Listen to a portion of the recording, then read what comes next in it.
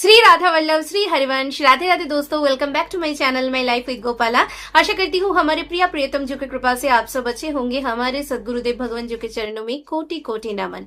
दोस्तों, last video में मैंने आप लोगों से ये शेयर किया था कि एक शारद पूर्णिमा तिथि में नवनिभृत निकुंज में रचित रास मंडल में हमारे प्रिया प्रियतम द्वारा ये सिद्धांत लिया गया था कि प्रिया प्रियतम के प्रेम उपासना की गुप्त रीति को प्रकाश करने हेतु ही हिताचार्य के रूप में श्री श्याम सुंदर के वंशजु हरिवंश महाप्रभु के रूप में भूतल पर अवतरित होंगे।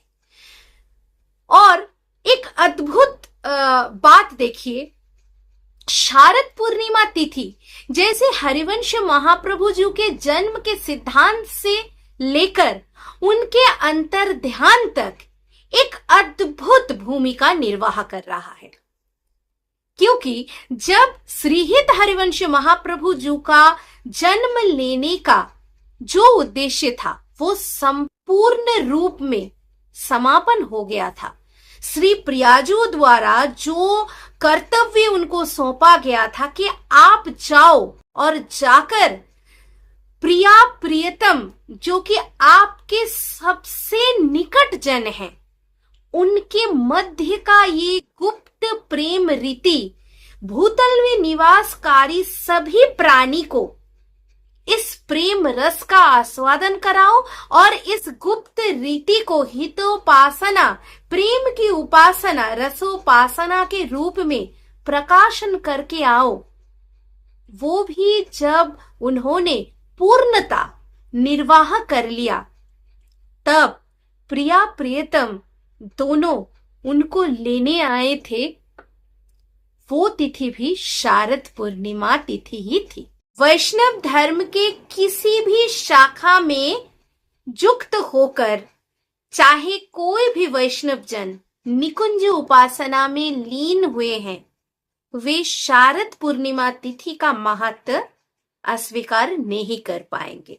और स्पेशली हम राधा वल्लभ संप्रदाय के अनुसरणकारी जितने भी जन हैं, सब के लिए शारद पूर्णिमा एक महातिथि है, क्योंकि हमारी प्रिया प्रियतम ने शारद पूर्णिमा के तिथि में महारास रचाया था। अभी रास तो नवनिभृत निकुंज में नित्य दिन वे रचाते हैं, रास तो हमेशा ही चल रहा है, नित्य विहार, नित्य रास।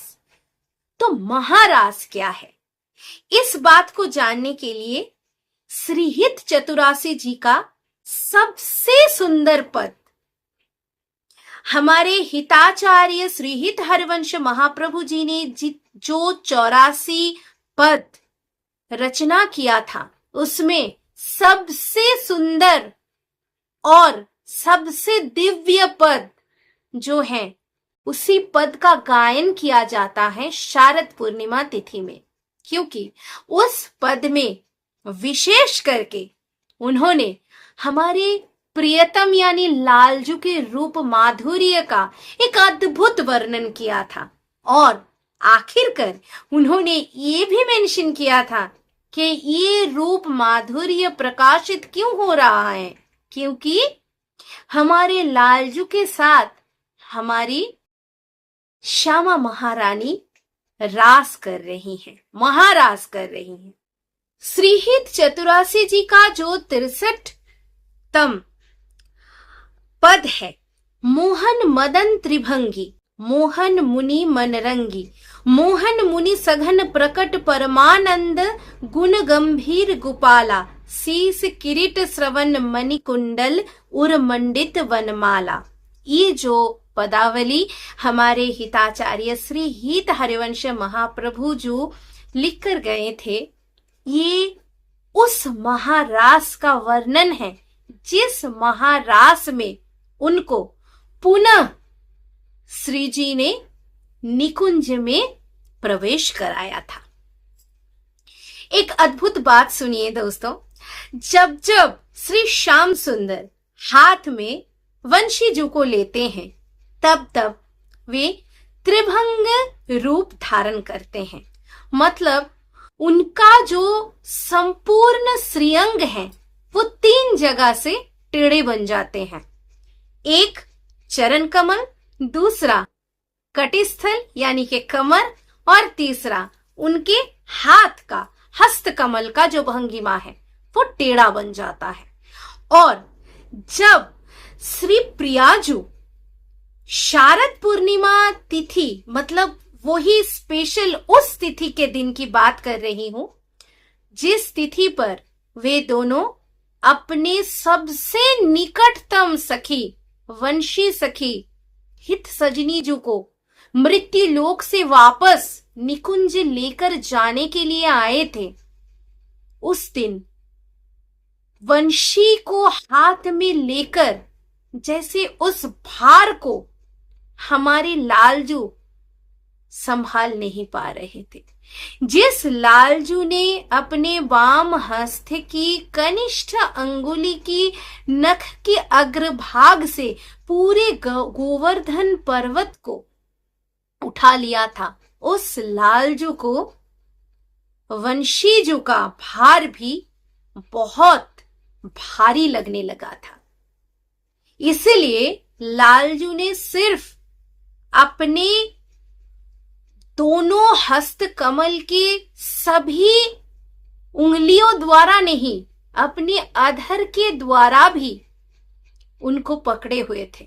और जो वंशीजू हैं उनमें उस महारास के दौरान लालजू ने अपने प्राण वायु संपूर्ण रूप से फूंक दिया था, और तब जो नाद उत्पन्न हुआ था उस दिव्य नाद का जो ध्वनि, वही ध्वनि है राधा राधा राधा।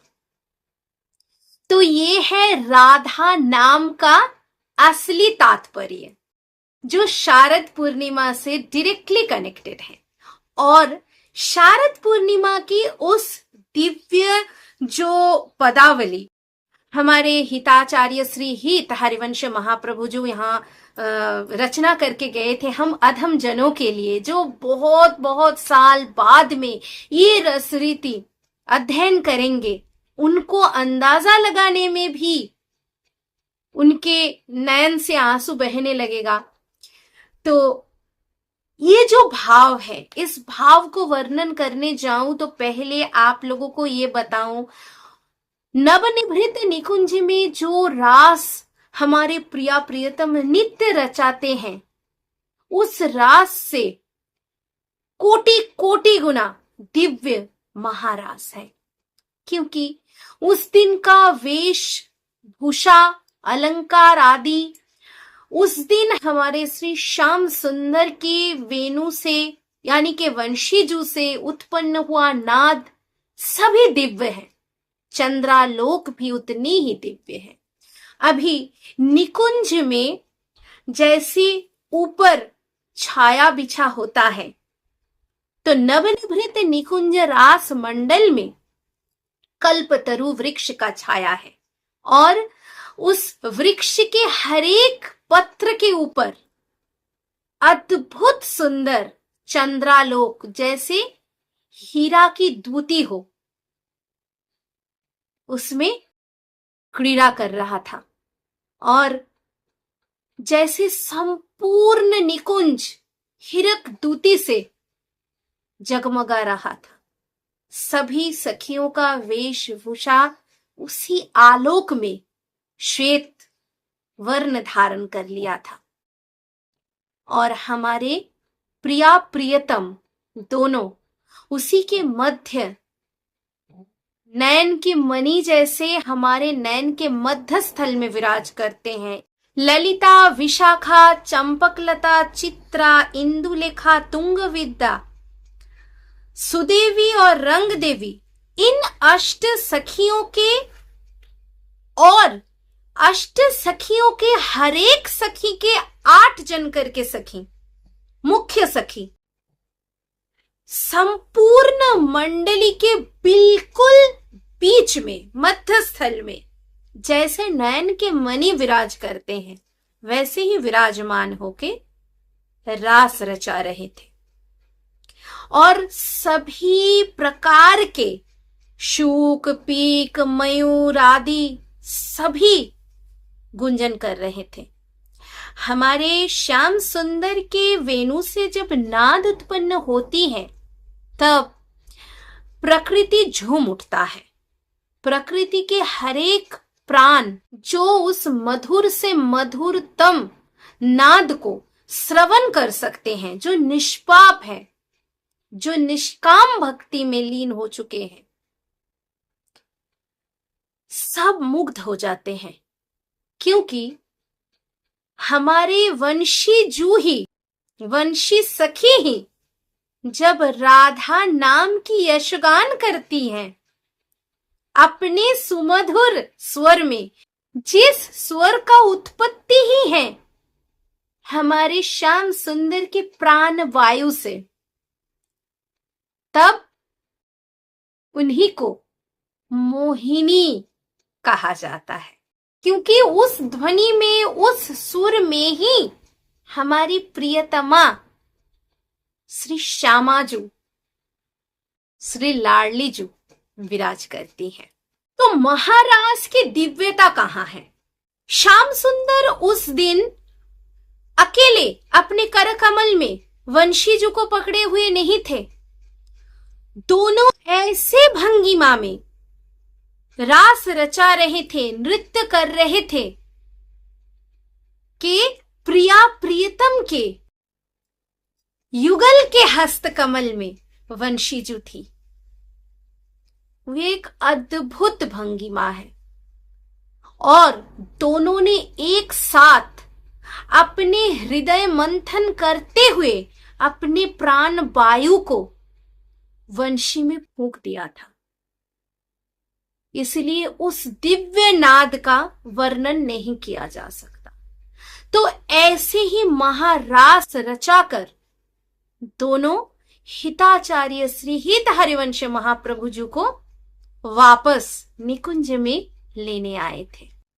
तो इसलिए शारद पूर्णिमा की तिथि राधा वल्लभ संप्रदाय के अनुसरणकारियों के लिए बहुत ज्यादा खास है। हाँ, थोड़ा सा ठहराव, थोड़ा सा कमी रसिक संत महसूस करते हैं। श्री राधा वल्लभ लालजू शारद पूर्णिमा तिथि पर सफेद पाग धारण करते हैं, क्योंकि कहीं ना कहीं सफेद पाग धारण करने का यही मतलब होता है कि कुछ तो कमियां हैं। पर नवनिभृत निकुंज की बात किया जाए तो वहां पर महारास के दिव्य माहौल बनता है, क्योंकि जो कभी ना बिछड़े थे प्रिया प्रियतम से, वे उन दोनों से मिल गए हैं।